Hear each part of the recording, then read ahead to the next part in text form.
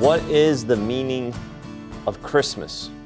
Right? What is the meaning of life?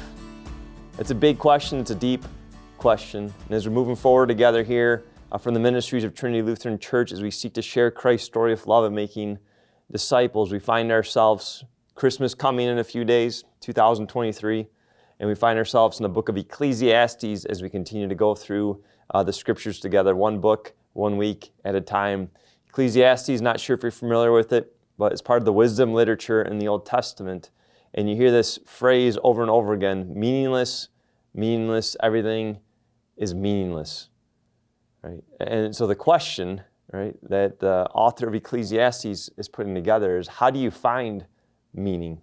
How do you find meaning? What is the meaning? And specifically, as Christmas comes, right, what is the meaning of Christmas? Right? I think we all know this, at least I hope you know this, and if you know people that don't know this, it's time for us to share the greatest story of all, the greatest true story of all this time of year, the birth of our Savior, Jesus. In Ecclesiastes, it talks about only with God is there meaning. Apart from God, there is no meaning. And certainly, I could go on a rant right now about the craziness of Christmas, and right, Jesus is the reason for the season and how many things distract us from Jesus. But I'm not going to do that. We're going to talk about why Jesus is the meaning. Right? Why does he bring meaning into our lives? Right? Certainly you know this, right? The word Christmas has Christ in it. Christ, we need more Christ. We need a Savior. And that Savior is Jesus. And I don't know if you feel like you need a Savior. A Savior from what? Well, first of all, from your own sin, your own mess, the things that you don't want to do that you do, right? The things that you want to do that you don't do.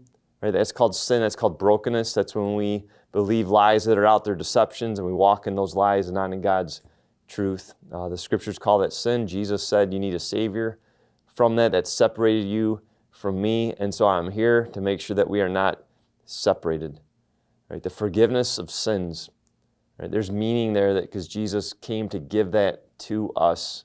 And I don't know where you are, again, in your relationship with Christmas, in your relationship with Jesus, in your relationship with the life that God is giving to you, but there's meaning in Jesus.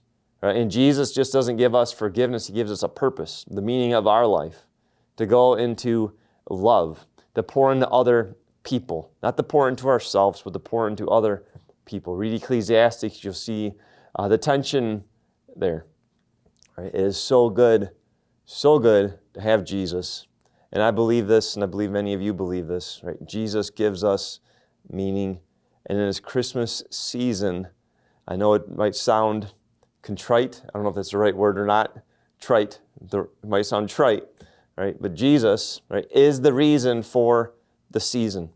Right? Why do we give gifts? Because Jesus gave us the greatest gift of all, and that is a form of love towards one another. That is a gift as Jesus gave us his love for us in that moment, and certainly even in Christmas, right, getting together with other people in your life. God came and he was with us, and he calls us to be with others.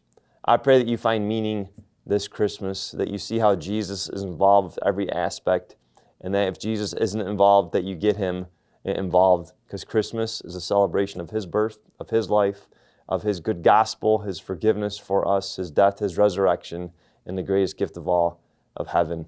And so may you have meaning this Christmas, because everything is not meaningless.